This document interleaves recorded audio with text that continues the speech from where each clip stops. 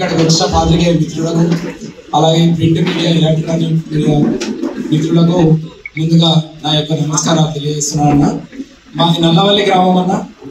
మా దగ్గర 152 ఎకరాలలో డంపింగ్ యార్డ్ వేసామని చెప్పి జిహెచ్ఎంసి పనులు మొదలు పెట్టిందన్న. దాదాపు ఒక నెల రోజులు అవుతుంది మేము దీక్షలు చేయబట్టి. ఒక్కరు కూడా స్థానిక ఎమ్మెల్యే గారు రాలేదని మేము ఆవేదనతో మా బాధ చెప్పుకోవడానికి అక్కడికి వెళ్ళినాం. ఎమ్మెల్యే క్యాంప్ ఆఫీస్కి వెళ్ళడం జరిగింది మొన్న సాయంత్రము. అక్కడ ఏదైతే క్యాంప్ ఆఫీస్కి వెళ్ళిన దాంట్లో జేఏసీ సభ్యులుగా మేమున్నాం. మా గ్రామం నుండి మహిళలు కూడా పెద్ద ఎత్తున పోవడం జరిగింది. దాదాపు 50 మందికి పోయామన్నా. జేఏసీ సభ్యులుగా మండల జేఏసీ నుండి కూడా జేఏసీ చైర్మన్ అని చెప్పి మన జైపాల్ రెడ్డి సార్ గారు కూడా ఉన్నారు. అక్కడికి వెళ్ళిన తర్వాత మనకి 4 గంటలకు టైం ఇస్తే అక్కడ పోయి మనం వెయిట్ చేసినాము. 7 గంటల దాకా కూర్చున్నప్పుడు 7:07 ఎమ్మెల్యే మైపాల్ రెడ్డి గారు రావడం జరిగింది. అక్కడికి వచ్చిన తర్వాత ఫస్ట్ స్టార్టింగ్ అందరం కూర్చోగానే జైపాల్ రెడ్డి సార్ గారు ఏదైతే మండల జేఏసీ నాయకులు ఎవరైతే ఉన్నారో వాళ్ళు ఏమని అడిగారనంటే, అన్న మేము 30 రోజులు అవుతుంది, ఈ రోజుకు రేపటికి 30 రోజులు అవుతుంది, మేము ఈ దీక్ష చేస్తున్నాము, జేఏసీలు ఏర్పాటు చేసుకున్నాము, ఇప్పటి వరకు ఎవ్వరు కూడా స్పందిస్తలేరన్నా. మా పంట భూములు ఉన్నాయి, పంట భూములు నష్టపోతాము, మేము వ్యవసాయం ఆధారపడి ఉన్నాము, మా బతుకులు మేము బ్రతకలేమన్నా. ఈ విషయంలో మీరు సహకారం తీసుకొని సీఎం దాకా తీసుకొని ఖచ్చితంగా మీరు ఈ డంప్ యార్డ్ అనేది రద్దు చేయాలన్నా ఆపేయాలనే మాట చెప్పిండు.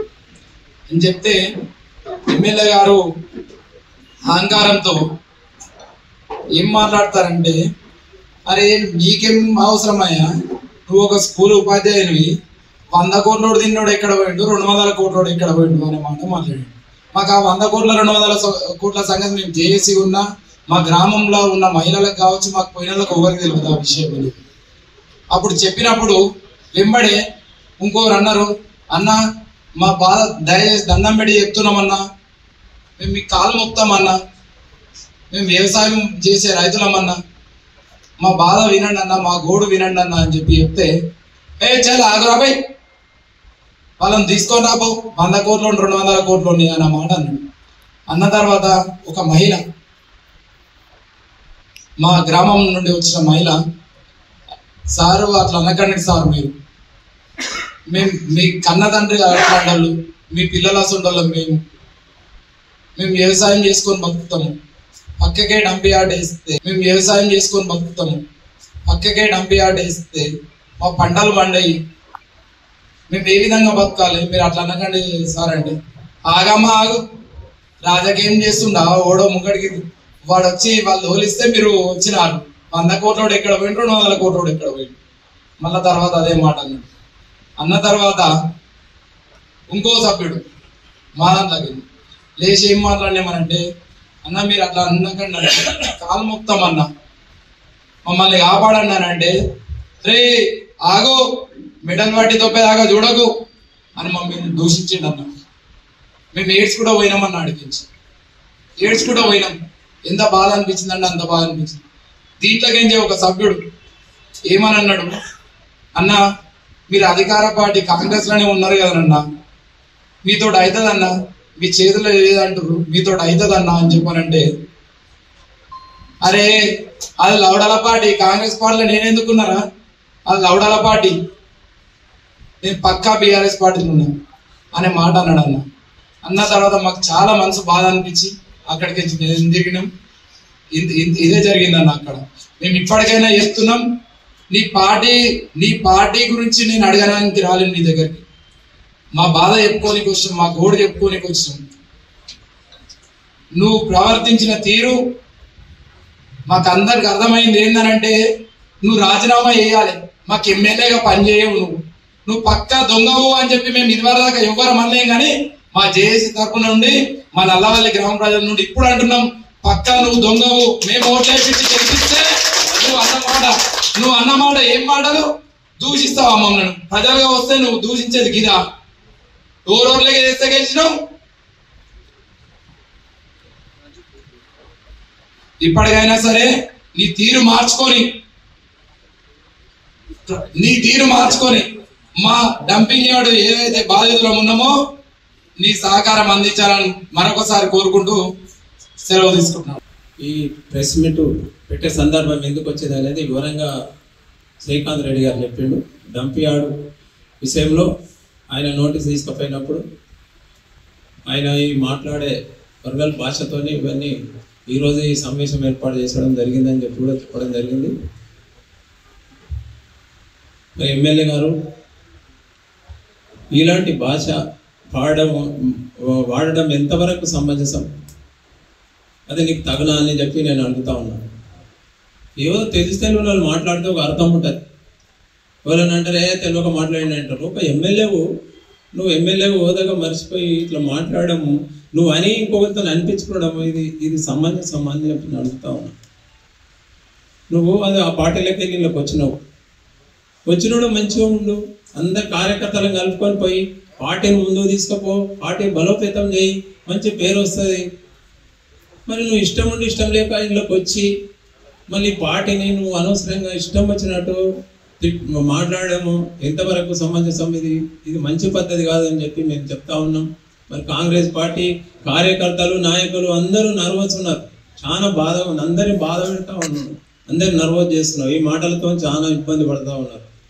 వీళ్ళందరూ కూడా ఈ సమావేశం పెట్టవలసిన అవసరం ఎందుకు వచ్చింది? నువ్వు కొంచెం ఆలోచన చేసి మాట్లాడాలి. మాట్లాడేటప్పుడు ఎందుకు తిట్టవలసి వచ్చిందని చెప్పి నేను అడుగుతా ఉన్నా. ఇంత కోపం ఎందుకు నీకు? కాంగ్రెస్ పార్టీ ఇంత కోపం ఉన్నాడో మళ్ళీ ఎందుకు వచ్చినావు? నువ్వు ఆ పార్టీలో టీఆర్ఎస్ నుండి కూడా నువ్వు తిట్టడం, ఒకవేళ ఈ కాంగ్రెస్ పార్టీని ఈ మాదిరిగా మాట్లాడడం కరెక్ట్ కాదు. ఒకవేళ అన్నున్నా కానీ ఈ మాదిరిగా మాట్లాడే పద్ధతులు మాట్లాడు, విమర్శించే పద్ధతులు ఉంటాయి. కానీ ఇదేం తిట్టడం? ఈ రకంగా మాట్లాడొద్దు అని చెప్పి మేము తెలియజేస్తా ఉన్నాం. మళ్ళీ ఇంకా ముందు నువ్వు ఇట్లా మాట్లాడితే మరి కార్యకర్తలు చాలా ఆవేశం మీద ఉంటారు.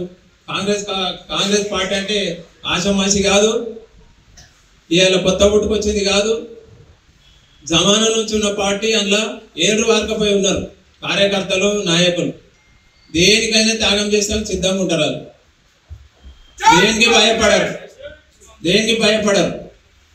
మరి అనవసరంగా దాన్ని చిన్నదాన్ని పెద్దగా చేసుకోకుండా ఇప్పటికైనా నువ్వు ఎన్నో ఉండాలనుకుంటే గల్లనే ఉండి ఆ పార్టీని బలోపేతం చేసి మంచిగా ఉండని నేర్చుకో. నువ్వు ఇట్లా తిట్టడం కరెక్ట్ కాదు. నువ్వు పోయేది ఉంటే పో. ఎవరు పట్టుకున్నారు నిన్ను? ఎవరైనా ఆపితే తిట్టు. ఎవరైనా వచ్చి పోకు మళ్ళీ వేరే ఆ పార్టీలకి పోకంటే తిట్టు. ఎవరు ఆపలేరు కదా. ఇళ్ళకి వచ్చినప్పుడు ఎవరు రమ్మని చెప్పలే. పోతే నేను మళ్ళీ నువ్వు ఆ పార్టీలకు పోతే ఎందుకు పోతున్నావు అని కూడా ఎవరు అడగలేరు. నీ ఇష్టంతోనే వచ్చినావు, మళ్ళీ ఇష్టం లేకపోతే నువ్వు పోతే పో. ఆ పార్టీ ఏం చేసుకుంటావో చేసుకో, నీ ఇష్టం వచ్చినట్టు చేసుకో. మా పార్టీని మేము ఇంట్లో ఉన్నోళ్ళం, మేము ఎంతవరకు మా శక్తి మేరకు మేము ఆ పార్టీని కాపాడుకుంటాం. దండం పెట్టుకోను ఏం చేసావు? కార్యకర్తలను నాయకులను ఓటర్స్ దండం పెట్టుకొని మా పార్టీని మేము కాపాడుకుంటానికి ప్రయత్నం చేస్తాం. నీ ఇష్టం లేకపోతే అందులో పోయి ఆ పార్టీని ఏం చేసుకో, ఇంట్లో వండుకుంటా మళ్ళా వాళ్ళకు సన్మానాలు చేస్తావు, టీఆర్ఎస్ పార్టీ వాళ్ళకు సన్మానాలు చేస్తావు. ఇది కరెక్ట్ కాదంటే మళ్ళీ తిడతావు. మరి కరెక్టా నువ్వు ఈ భాష? ఇలాంటి భాష మళ్ళీ ఇంకా ముందు వాడొద్దని నీ హోదాకు తగిన పద్ధతిలో నువ్వు మాట్లాడితే నీకు మంచిగా ఉంటుంది, పద్ధతి ఉంటుంది, అందుకు ఒక మర్యాదపూర్వకంగా ఉంటుందని చెప్పి కూడా మీకు తెలియజేస్తా ఉన్నాం. మరి ఇక ముందు మరి ఎందుకంటే అధిష్టానం దృష్టికి తీసుకుపోవాలనే ఉద్దేశంతోనే కార్యకర్తల సమావేశం పెట్టి మరి ఇలా ఏర్పాటు చేసడం జరిగింది.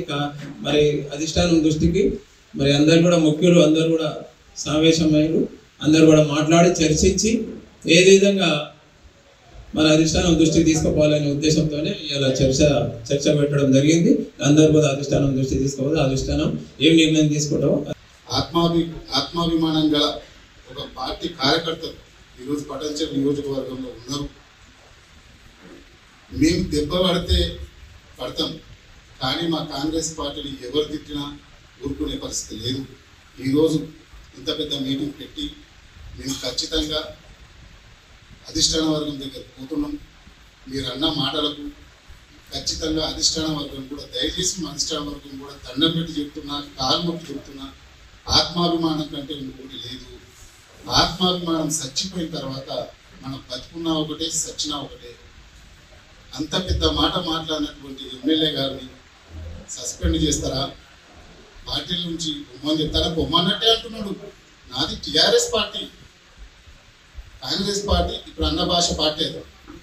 అంత మాట అన్న తర్వాత ఇంకా మనం నిర్ణయం తీసుకోకపోతే మన తెలంగాణ ప్రజలు, తెలంగాణ కాంగ్రెస్ పార్టీ కార్యకర్తలు కూడా హర్షించరు. మేము ముఖ్యంగా మన పిసిసి అధ్యక్షుడు మహేష్ కుమార్ గౌడ్ గారు కూడా వినియోగించుకుంటున్నాం. ఈ అమీన్పురం పార్టీ ఆఫీస్ నుంచి ఏదైతే నటరాజన్ గారు ఉన్నారు వాళ్ళకు కూడా ఇప్పుడు వినతి పత్రం ఇస్తున్నాం. ముఖ్యమంత్రి గారు కూడా మేము వినతి పత్రం ఇస్తాం. దయచేసి ఎమ్మెల్యే గారు వెళ్ళిపోండి. నేను చాలా రోజుల నేను చెప్తున్నా, మా కార్యకర్తలు కూడా ఒకటి పదిసార్లు చెప్తున్నారు, దయచేసి టీఆర్ఎస్ పార్టీకి వచ్చినాం, టీఆర్ఎస్ పార్టీకి వెళ్ళిపోండి. మా కాంగ్రెస్ పార్టీ కార్యక్రమాలు మేము చేసుకుంటాము. మేము ఇప్పటి కూడా వేడుకుంటున్నాము, దయచేసి మేము టీఆర్ఎస్ పార్టీకి వెళ్ళిపోండి. మేము శిరస్సు వచ్చి చెప్తున్నాం, మా పార్టీలో వద్దు. మా పార్టీని అంత పెద్ద మాట అన్న తర్వాత నువ్వు మా పార్టీలో ఉన్నా ఒకటే, లేకున్నా ఒకటే. నువ్వు చెప్పగానే చెప్పినావు నాది టీఆర్ఎస్ పార్టీ అని. అదే మాట అదే వీడియోకి మేము తీసుకొని పోతున్నాం అధిష్టాన వర్గం దగ్గర, పిసిసి ప్రెసిడెంట్ గారి దగ్గర. మళ్ళా అధిష్టాన వర్గం ఒకటే వినియోగించుకుంటున్నాం, దయచేసి ఇలాంటి వ్యక్తులు పార్టీలో ఉండకూడదు. ఉంటే పార్టీ కూడా చెప్పలేరు. వెనుక గాంధీ ఉండండి, మహాత్మా గాంధీ ఉన్నాడు. మహాత్మా గాంధీ ఎన్నుకుని ఈ మాటలు ఒక 3 సార్లు గెలిచిన ఎమ్మెల్యే మాట్లాడుతున్న మాటలేనా? ప్రజాస్వామ్యంలో మాట్లాడతారు కానీ ఇంతవరకు భాష మాట్లాడరు. అక్కడ ఉన్న ప్రజలు, పేరానగర్ ప్రజలు ఏమని చెప్పి ఒక సహాయం అడిగేందుకు వచ్చింది. పాలన మాట్లాడకుండా పార్టీ తిప్పుకుంటా వరి చేస్తే దయచేసి టీఆర్ఎస్ పార్టీకి వెళ్ళిపోండి, అక్కడ కార్యక్రమాలు చేసుకోండి. మమ్మల్ని మా దాంట్లో వదిలేయండి, మా కార్యకర్తలు. అధిష్టాన వర్గం కూడా ఒకటే ఊరుకుంటుంది. దయచేసి ఇలాంటి ఎమ్మెల్యేలు, ఇలాంటి పార్టీకి తిట్టే నాయకులు ఎవరు కూడా మా పార్టీలో వద్దు. దయచేసి మహేష్ కుమార్ గౌడ్ గారు కూడా విన్నవించుకుంటున్నాం, దండం పెడుతున్నాం. శిరస్సు వంచి కాంగ్రెస్ పార్టీ అధిష్టాన వర్గానికి పటంచెరు నియోజకవర్గం ప్రతి ఒక్క కాంగ్రెస్ పార్టీ కార్యకర్త కూడా ఈరోజు ఈ ప్రెస్ మీట్ ఏర్పాటు చేయడం జరిగింది. ఈ ప్రెస్ మీట్తో పాటు మేము ఏదైతే పిసిసి అధ్యక్షుడు మహేష్ కుమార్ గౌడ్ గారి తరఫున పోయి, నటరాజన్ గారి తరఫున పోయి ఆయన ఎట్టి బస్సుల పార్టీ వద్దు, మీ పార్టీ నిర్మించుకోండి, మా పార్టీ మేముంటాం తెలియజేస్తూ సెలవు తీసుకుంటాం. మరిన్ని వీడియోస్ కోసం ఛానల్ ని సబ్స్క్రైబ్ చేయండి. లేటెస్ట్ అప్డేట్స్ కోసం వాట్సాప్ ఛానల్ ని ఫాలో అవ్వండి. ఆ లింక్ డిస్క్రిప్షన్ లో ఉంది.